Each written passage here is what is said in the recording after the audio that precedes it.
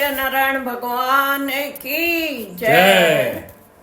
व्रत करने वाला पूर्णिमा व संक्रांति के दिन सायकाल के समय स्नानादि से निर्वत होकर पूजा स्थान में आसन पर बैठकर श्रद्धा पूर्वक श्री गणेश, गौरी, वरुण, विष्णु आदि सब देवताओं का ध्यान करके पूजन करें और संकल्प करें कि मैं सत्यनारायण स्वामी का पूजन तथा कथा श्रवण सदैव करूंगा। पुष्प हाथ में लेकर सत्यनारायण का ध्यान करें। यज्ञोपवीत पुष्प, धूप, नैवेद्य आदि अर्पित कर स्तुति करें। हे भगवान, मैंने श्रद्धा पूर्वक फल, जल आदि सामग्री आपको अर्पण की है, इसे स्वीकार कीजिए। मेरा आपको बार बार नमस्कार है। इसके बाद सत्यनारायण जी की कथा पढ़े अथवा श्रवण करें। श्री सत्यनारायण भगवान की कथा प्रारंभ। प्रथम अध्याय।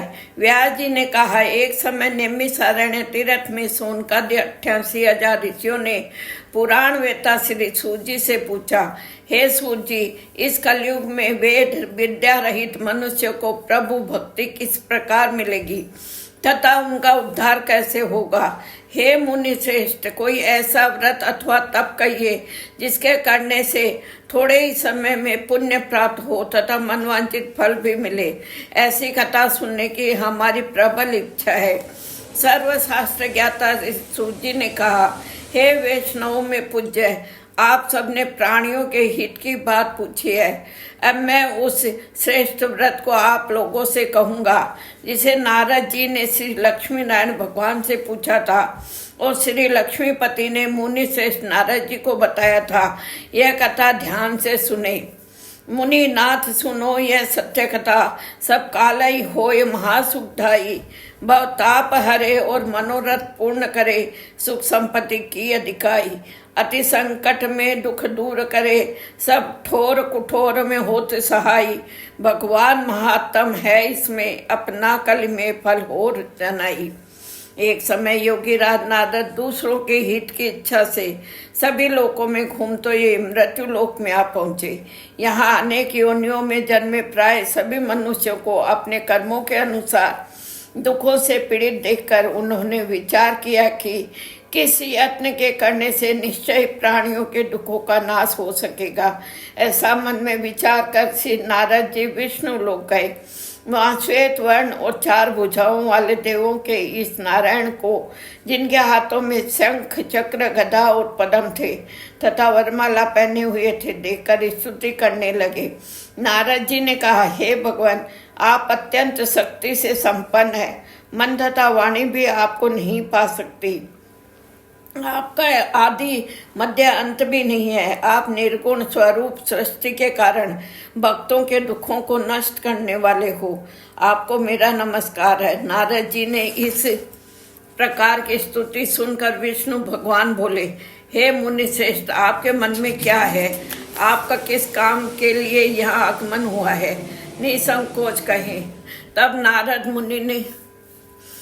मुनि ने कहा, मृत्युलोक में सब मनुष्य जो अनेक योनियों में पैदा हुए हैं, अपने अपने कर्मों द्वारा अनेक प्रकार के दुखों से दुखी हो रहे हैं। हे नाथ, यदि आप मुझ पर दया रखते हैं तो बताइए कि उन मनुष्यों के सब दुख थोड़े से ही प्रयत्न से कैसे दूर हो सकते हैं। श्री विष्णु भगवान ने कहा, हे नारद, मनुष्यों की भलाई के लिए तुमने यह बहुत अच्छा प्रश्न किया है। जिस व्रत के करने से मनुष्य मोह से छूट जाता है, वह व्रत मैं तुमसे कहता हूँ, सुनो। बहुत पुण्य देने वाला स्वर्ग तथा मृत्यु लोक दोनों में दुर्लभ एक उत्तम व्रत है, जो आज मैं प्रेमवश होकर तुमसे कहता हूँ। श्री सत्यनारायण भगवान का यह व्रत विधि विधान पूर्वक संपन्न करके मनुष्य इस धरती पर सुख भोग कर मरने पर मोक्ष को प्राप्त होता है। श्री विष्णु भगवान के वचन सुनकर नारद मुनि बोले, हे भगवान, उस व्रत का फल क्या है, क्या विधान है? इससे पूर्व किसने यह व्रत किया और किस दिन यह व्रत करना चाहिए, कृपया मुझे विस्तार से बताइए। श्री विष्णु भगवान ने कहा, हे नारद, दुख शोक आदि दूर करने वाला यह व्रत सब स्थानों पर विजयी करने वाला है। भक्ति और श्रद्धा के साथ किसी भी दिन मनुष्य श्री सत्यनारायण भगवान की संध्या के समय ब्राह्मणों और बंधुओं के साथ धर्म पारायण होकर पूजा करे। भक्ति भाव से नैवेद्य केले का फल, शहद, घी, शक्कर अथवा गुड़, दूध और गेहूं का आटा सवाया लेवे। गेहूं के अभाव में साटी का चूर्ण भी ले सकते हैं। इन सबको भक्ति भाव से भगवान को अर्पण करें। बंधु बांधवों सहित ब्राह्मणों को भोजन कराए। इसके पश्चात स्वयं भोजन करे। रात्रि में नृत्य गीत आदि का आयोजन कर श्री सत्यनारायण भगवान का स्मरण करता हुआ समय व्यतीत करे। इस तरह जो मनुष्य व्रत करेंगे उनका मनोरथ निश्चय ही पूर्ण होगा। विशेष रूप से कली काल में मृत्युलोक में यही एक लघु उपाय है जिससे अल्प समय और अल्प धन में महान पुण्य प्राप्त हो सकता है। इति श्री सत्यनारायण व्रत कथा प्रथम अध्याय संपूर्णम। द्वितीय अध्याय। सूत जी ने कहा, हे ऋषियों, जिन्होंने पहले समय में इस व्रत को किया है उनका इतिहास मैं कहता हूँ, सब ध्यान से सुने। सुंदर काशीपुरी नगरी में एक अत्यंत निर्धन ब्राह्मण रहता था। वह ब्राह्मण भूख और प्यास से बेचैन होकर नित्य पृथ्वी पर घूमता था। ब्राह्मणों से प्रेम करने वाले श्री विष्णु भगवान ने ब्राह्मण को दुखी देखकर एक दिन बूढ़े ब्राह्मण का रूप धारण कर निर्धन ब्राह्मण के पास जाकर आदर के साथ पूछा, हे विप्र, तुम नित्य ही दुखी होकर पृथ्वी पर क्यों घूमते हो? हे श्रेष्ठ ब्राह्मण, यह सब मुझसे कहो, मैं सुनना चाहता हूँ। दरिद्र ब्राह्मण ने कहा, मैं निर्धन ब्राह्मण हूँ, भिक्षा के लिए पृथ्वी पर फिरता हूँ।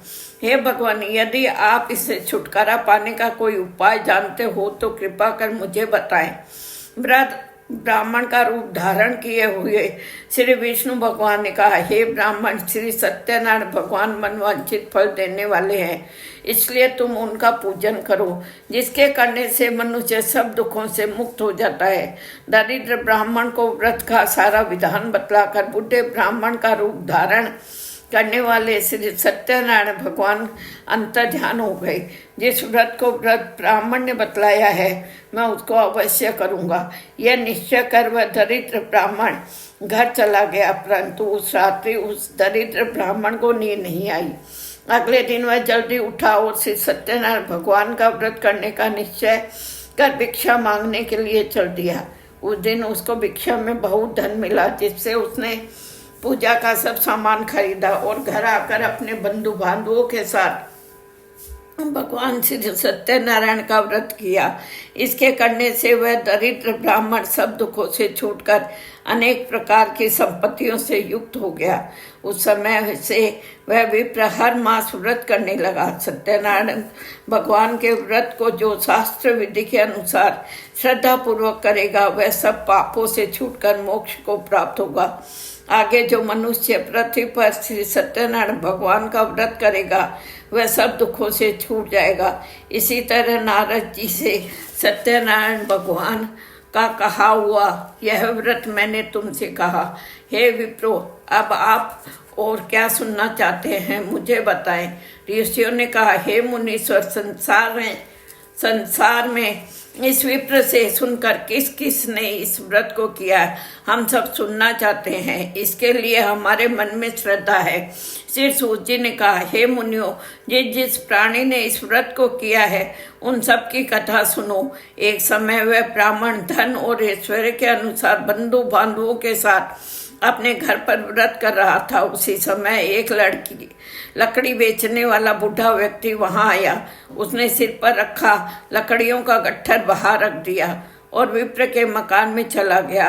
प्यास से दुखी लकड़हारे ने विप्र को व्रत करते देखा। वह प्यास को भूल गया। उसने विप्र को नमस्कार किया और पूछा, हे विप्र, आप यह किसका पूजन कर रहे हैं? इस व्रत के करने से क्या फल मिलता है? कृपा करके मुझे बताएं। ब्राह्मण ने कहा, सब मनोकामनाओं को पूरा करने वाला यह श्री सत्यनारायण भगवान का व्रत है। इनकी ही कृपा से मेरे यहाँ धन धान्य आदि की वृद्धि हुई है। विप्र इस व्रत के बारे में जानकर वह लकड़हारा बहुत प्रसन्न हुआ। भगवान का चरणामृत ले और भोजन करने के बाद वह अपने घर को चला गया।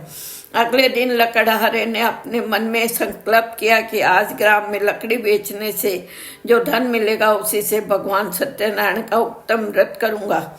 यह मन में विचार कर वह लकड़हारा लकड़ियों का गट्ठर अपने सिर पर रखकर जिस नगर में धनवान लोग रहते थे ऐसे सुंदर नगर में गया। उस दिन उसे उन लकड़ियों का दाम पहले दिनों से चौगुना मिला। तब वह बूढ़ा लकड़हारा अपनी प्रसन्न होकर पके केले, शक्कर, शहद, घी, दूध, दही और गेहूं का चूर्ण इत्यादि श्री सत्यनारायण भगवान के व्रत की सभी सामग्री लेकर अपने घर आ गया। फिर उसने अपने बंधु बांधवों को बुलाकर विधि विधान के साथ भगवान का पूजन और व्रत किया। उस व्रत के प्रभाव से वह बूढ़ा लकड़हारा धन, पुत्र आदि से युक्त हुआ और संसार के समस्त सुख भोगकर वैकुंठ को चला गया। इति श्री सत्यनारायण व्रत कथा द्वितीय अध्याय संपूर्णम। तृतीय अध्याय। श्री सूत जी ने कहा, हे श्रेष्ठ मुनियों, अब आगे की एक कथा कहता हूँ। पूर्व काल में उल्कामुख नाम का एक महान बुद्धिमान राजा था। वह सत्य वक्ता और जितेंद्रिय था। प्रतिदिन देव स्थानों पर जाता तथा गरीबों का धन देकर उनके कष्ट दूर करता था। उसकी पत्नी कमल के समान मुख वाली और सती साध्वी थी। भद्रशिला नदी के तट पर उन दोनों ने श्री सत्यनारायण भगवान का व्रत किया। उस समय वहां साधु नामक एक वेश्या आया। उसके पास व्यापार के लिए बहुत सा धन था। वह वेश्या नाव को किनारे पर ठहराकर राजा के पास आया। राजा को व्रत करते हुए देखकर उसने विनय से पूछा, हे राजन, भक्ति युक्त चित्त से यह आप क्या कर रहे हैं? मेरी सुनने की इच्छा है, कृपया आप मुझे बताइए। महाराज उल्कामुख ने कहा, हे साधु वेश्य, मैं अपने बंधु बांधवों के साथ पुत्रादि की प्राप्ति के लिए महाशक्तिमान सत्यनारायण भगवान का व्रत व पूजन कर रहा हूँ। राजा के वचन सुनकर साधु नामक वेश्या ने आदर से कहा, हे राजन, मुझे भी इसका सब विधान बताए। मैं भी आपके कथनानुसार इस व्रत को करूंगा। मेरे भी कोई संतान नहीं है। मुझे विश्वास है इससे निश्चय ही मेरे भी संतान होगी। राजा से सब विधान सुन व्यापार से निवृत्त हो वह वेश्या आनंद के साथ अपने घर आया। वेश्या ने अपनी पत्नी से संतान देने वाले उस व्रत का समाचार सुनाया और प्रण किया कि जब मेरे संतान होगी तब मैं इस व्रत को करूंगा। साधु ने यह वचन अपनी पत्नी लीलावती से भी कहे। एक दिन उसकी पत्नी लीलावती आनंदित हो सांसारिक धर्म में प्रवृत्त होकर श्री सत्यनारायण भगवान की कृपा से गर्भवती हो गई। 10वें महीने में उसने एक सुंदर कन्या को जन्म दिया। दिनों दिन वह कन्या इस तरह बढ़ने लगी जैसे शुक्ल पक्ष का चंद्रमा बढ़ता है। कन्या का नाम कलावती रखा गया। तब लीलावती ने मीठे शब्दों में अपने पति को स्मरण दिलाया कि आपने जो भगवान का व्रत करने का संकल्प किया था, अब आप उसे पूरा करिए। साधु वेश्या ने कहा, हे विप्र, मैं कन्या के विवाह पर इस व्रत को करूंगा।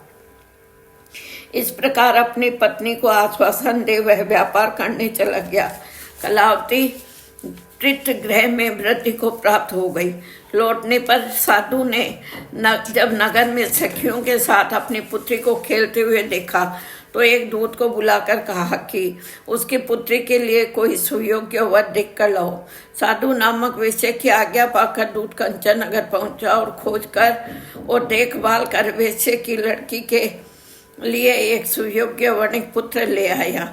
उस सुयोग्य लड़के को देखकर साधु नामक वेश्या ने अपने बंधु बांधवों सहित प्रसन्नचित होकर अपनी पुत्री का विवाह उसके साथ कर दिया। दुर्भाग्य से वह विवाह के समय भी सत्यनारायण भगवान का व्रत करना भूल गया। इस पर श्री भगवान क्रोधित हो गए। उन्होंने वेश्या को श्राप दिया कि तुम्हें दारुण दुख प्राप्त होगा। अपने कार्य में कुशल साधु नामक वैसे अपने जामाता सहित नावों को लेकर व्यापार करने के लिए समुद्र के समीप स्थित रत्नासारपुर नगर में गया। दोनों ससुर जमाई चंद्रकेतु राजा के उस नगर में व्यापार करने लगे। एक दिन भगवान सत्यनारायण की माया से प्रेरित एक चोर राजा का धन चुरा कर भागा जा रहा था। राजा के दूतों को अपने पीछे वेग से आते देखकर चोर ने घबराकर राजा के धन को वही नाव में चुपचाप रख दिया जहां वे ससुर जमाई ठहरे हुए थे और भाग गया। जब दूतों ने उस साधु वैश्य के पास राजा के धन को रखा देखा तो ससुर जमाता दोनों को बांध कर ले गए हैं। और राजा के समीप जाकर बोले, हम ये दो चोर पकड़ कर लाए हैं, देखकर आज्ञा दे। तब राजा के बिना उनकी बात सुने ही उन्हें कारागार में डालने की आज्ञा दे दी। इस प्रकार राजा की आज्ञा से उनको कठिन कारावास में डाल दिया गया तथा उनका धन भी छीन लिया गया। सत्यनारायण भगवान के श्राप के कारण साधु वैश्य की पत्नी लीलावती व पुत्री कलावती भी घर पर बहुत दुखी हुई। उनके घर में रखा धन चोर चुरा कर ले गए। शारीरिक व मानसिक पीड़ा तथा भूख प्यास से अति दुखित हो भोजन की चिंता में कलावती कन्या एक ब्राह्मण के घर गई। उसने ब्राह्मण को श्री सत्यनारायण भगवान का व्रत करते देखा। उसने कथा सुनी तथा प्रसाद ग्रहण कर रात को घर आई। माता ने कलावती से पूछा, हे पुत्री, तू अब तक कहाँ रही व तेरे मन में क्या है? कलावती बोली, हे माता, मैंने एक ब्राह्मण के घर से सत्यनारायण भगवान का व्रत होते देखा है। कन्या के वचन सुनकर लीलावती ने सत्यनारायण भगवान के पूजन की तैयारी की। उसने परिवार और बंधुओं सहित श्री सत्यनारायण भगवान का पूजन व व्रत किया और वह वर मांगा कि मेरे पति और दामाद शीघ्र ही घर लौट आए। साथ ही प्रार्थना की कि हम सबका अपराध क्षमा करो। सत्यनारायण भगवान इस व्रत से संतुष्ट हो गए। उन्होंने राजा चंद्रकेतु को स्वप्न में दर्शन देकर कहा, हे राजन, जिन दोनों वेश्यों को तुमने बंदी बना रखा है वे निर्दोष है। उन्हें प्रातः ही छोड़ दो। उनका सब धन जो तुमने ग्रहण किया है लौटा दो, अन्यथा तेरा धन राज्य पुत्रादि सब नष्ट कर दूंगा। राजा से ऐसे वचन सुन कहकर भगवान अंतर ध्यान हो गए। प्रातःकाल राजा चंद्रकेतु ने सभा में सबको अपना स्वप्न सुनाया और सैनिकों को आज्ञा दी कि दोनों वणिक पुत्रों को कैद से मुक्त कर सभा में लाया जाए। दोनों ने आते ही राजा को प्रणाम किया। राजा ने कोमल वचनों से कहा, हे महानुभाव, तुम्हें भावीवश ऐसा कठिन दुख प्राप्त हुआ है। अब तुम्हें कोई भय की बात नहीं है, तुम मुक्त हो। ऐसा कहकर राजा ने उनको नए नए वस्त्र भूषण पहनवाए तथा उनका जितना धन लिया था उसे दूना लौटाकर आदर से विदा किया। दोनों वेश्य अपने घर को चल दिए। इति श्री सत्यनारायण व्रत कथा का तृतीय अध्याय संपूर्णम। चतुर्थ अध्याय। श्री सूत जी ने आगे कहा, वैश्य ने मंगलाचार करके यात्रा आरंभ की और अपने नगर को चला। उनके थोड़ी दूर आगे बढ़ने पर दंडी वेशधारी श्री सत्यनारायण भगवान ने उससे पूछा, हे साधु, तेरी नाव में क्या है? अभिमानी वणिक हंसता हुआ बोला, हे दंडी, आप क्यों पूछते हैं? क्या धन लेने की इच्छा है? मेरी नाव में तो बेल और पत्ते भरे हैं। वेश्य का कठोर वचन सुनकर दंडी वेशधारी श्री सत्यनारायण भगवान ने कहा, तुम्हारा वचन सत्य हो। ऐसा कहकर वह वहां से चले गए और कुछ दूर जाकर समुद्र के किनारे बैठ गए। दंडी महाराज के जाने के पश्चात वेश्य ने नित्य क्रिया से निर्वत होने के बाद नाव को ऊंची उठी देखकर अचंभा किया तथा नाव में बेल पत्ते आदि देखकर मूर्छित हो जमीन पर गिर पड़ा। मूर्छा खुलने पर अत्यंत शोक प्रकट करने लगा। तब उसके जामाता ने कहा, आप शोक न करें, यह दंडी महाराज का श्राप है, अतः उनकी शरण में ही चलना चाहिए, तभी हमारी मनोकामना पूरी होगी। जामाता के वचन सुनकर वह साधु नामक वेश्य साधु महाराज के पास पहुंचा और अत्यंत भक्ति भाव से प्रणाम करके बोला, मैंने जो आपसे सत्य वचन कहे थे उनके लिए मुझे क्षमा करें। ऐसा कहकर महान शोकातुर हो रोने लगा। तब दंडी भगवान बोले, हे वणिक पुत्र, मेरी आज्ञा से बार बार तुझे दुख प्राप्त हुआ है, तू मेरी पूजा से विमुख हुआ है। साधु नामक वेश्या ने कहा, हे भगवान, आपकी माया से ब्रह्मा आदि देवता भी आपके रूप को नहीं जाने जान पाते, तब मैं अज्ञानी भला कैसे जान सकता हूँ। आप प्रसन्न होइए, मैं अपनी सामर्थ्य के अनुसार आपकी पूजा करूँगा। मेरी रक्षा करो और पहले के समान मेरी नौका को धन से पूर्ण कर दो। उसके भक्ति युक्त वचन सुनकर श्री सत्यनारायण भगवान प्रसन्न हो गए और उसकी इच्छा अनुसार व्रत देकर अंत ध्यान हो गए। तब ससुर और जामाता दोनों ने नाव पर आकर देखा कि नाव धन से परिपूर्ण है। फिर वह भगवान सत्यनारायण का पूजन कर साथियों सहित अपने नगर को चला। जब वह अपने नगर के निकट पहुंचा तब उसने एक दूत को अपने घर भेजा। दूत ने साधु नामक वेश्या के घर जाकर उसकी पत्नी को नमस्कार किया और कहा, आपके पति अपने दामाद सहित इस नगर के समीप आ गए हैं। लीलावती और उसकी कन्या कलावती उस समय भगवान का पूजन कर रही थी। दूत का वचन सुनकर साधु की पत्नी ने बड़े हर्ष के साथ सत्यदेव का पूजन पूर्ण किया और अपनी पुत्री से कहा, मैं अपने पति के दर्शन को जाती हूँ, तू कार्य पूर्ण कर शीघ्र आ जाना। परंतु कलावती पूजन एवं प्रसाद छोड़कर अपने पति के दर्शन के लिए चली गई। प्रसाद की अवज्ञा के कारण सत्यदेव ने रुष्ट हो उसके पति को नाव सहित पानी में डुबो दिया।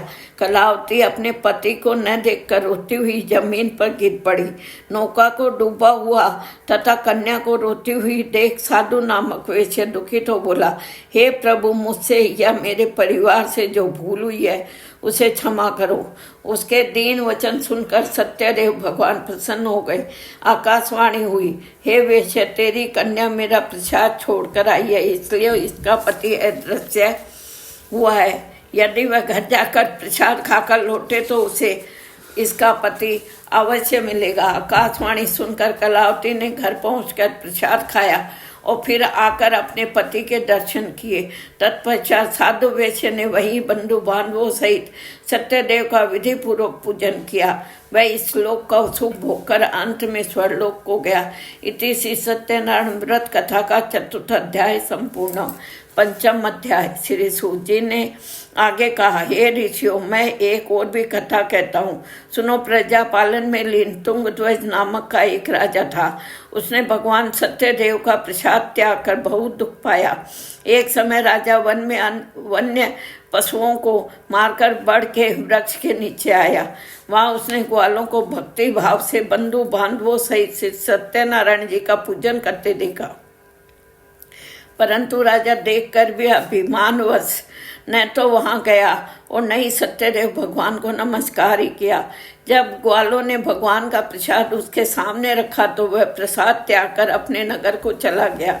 नगर में पहुंचकर उसने देखा कि उसका सब कुछ नष्ट हो गया है। वह समझ गया कि यह सब भगवान सत्यदेव ने ही किया है। तब वह उसी स्थान पर वापस आया और ग्वालों के समीप गया और विधि पूर्वक पूजन कर प्रसाद खाया तो सत्यनारायण की कृपा से सब कुछ पहले जैसा ही हो गया और दीर्घ काल तक सुख भोग कर मरने पर स्वर्लोक को चला गया। जो मनुष्य इस परम दुर्लभ व्रत को करेगा, श्री सत्यनारायण भगवान की कृपा से उसे धन धान्य की प्राप्ति होगी। निर्धन धनी और बंदी बंधन से मुक्त होकर निर्भय हो जाता है। संतानहीन को संतान प्राप्त होती है तथा सब मनोरथ पूर्ण होकर अंत में वह वैकुंठ धाम को जाता है। जिन्होंने पहले इस व्रत को किया, अब उनके दूसरे जन्म की कथा भी सुनिए। सतानंद नामक व्रत ब्राह्मण ने सुदामा के रूप में जन्म लेकर श्री कृष्ण की भक्ति कर मोक्ष की प्राप्त की। उल्का मुख नाम के महाराज राजा दशरथ बने और श्री रंगनाथ का पूजन कर बैकुंठ को प्राप्त हुए। साधु नाम के वेश्य ने धर्मात्मा व सत्य प्रतीक राजा मोरध्वज बनकर अपने पुत्र को आरे से चीरकर मोक्ष प्राप्त किया। महाराज तुंगध्वज स्वयंभू मनु हुए। उन्होंने बहुत से लोगों को भगवान की भक्ति में लीन कर मोक्ष प्राप्त किया। लकड़हारा भील अगले जन्म में गुह नामक निषाद राजा हुआ, जिसने भगवान राम के चरणों की सेवा कर मोक्ष की प्राप्त की। इति श्री सत्यनारायण व्रत कथा का पंचम अध्याय संपूर्णम। ओम जय लक्ष्मी रमण स्वामी, जय लक्ष्मी रमण सत्यनारायण स्वामी सत्यनारायण स्वामी जनपातक हरणा ओम जय लक्ष्मी रमणा रत्न जड़ित सिंहासन अद्भुत छवि साजे ओ स्वामी अद्भुत छवि राजे नारद करत निरंजन नारद करत निरंजन घंटा ध्वनि बाजे ओम जय लक्ष्मी रमणा प्रकट भये कलि कारण द्विज को दर्श दियो स्वामी द्विज को दर्श दियो बूढ़ो ब्राह्मण बन कर बूढ़ो ब्राह्मण बन कर कंचन महल कियो ओम जय लक्ष्मी रमणा दुर्बल भील कराल जिन पर कृपा करी ओ स्वामी जिन पर कृपा करी चंद्रचूड़ एक राजा चंद्रचूड़ एक राजा जिनकी विपत हरी ओम जय लक्ष्मी रमणा वेश मनोरथ पायो श्रद्धा तज दीनी ओ स्वामी श्रद्धा तज दीनी सो फल भोग्यो प्रभु जी सो फल भोग्यो प्रभु जी फेर स्तुति कीनी ओम जय लक्ष्मी रमणा भाव भक्ति के कारण छिन्न छिन्न रूप धर्यो स्वामी पल पल रूप धर्यो श्रद्धा धारण कीनी श्रद्धा धारण कीनी तिनका काज सरयो ओम जय लक्ष्मी रमणा ग्वाल बाल संग राजा वन में भक्ति करी ओ स्वामी वन में भक्ति करी मन वांछित फल दीन्यो मन इच्छा फल दीन्यो दीन दयाल हरि ओम जय लक्ष्मी रमणा चढ़त प्रसाद सवायो कदली फल मेवा ओ स्वामी कदली फल मेवा धूप दीप तुलसी से पान पुष्प तुलसी से राजी सत्य देवा ओम जय लक्ष्मी रमणा श्री सत्यनारायण जी की आरती जो कोई नर गावे वो झंके पाप प्रलय जाय कै सुख संपत्ति आय ओ झंके लक्ष्मी आवे कहत शिवानंद स्वामी रटत पूरा नंद स्वामी मन वंचित फल पावे ओम जय लक्ष्मी रमणा बोलो सत्यनारायण भगवान की जय।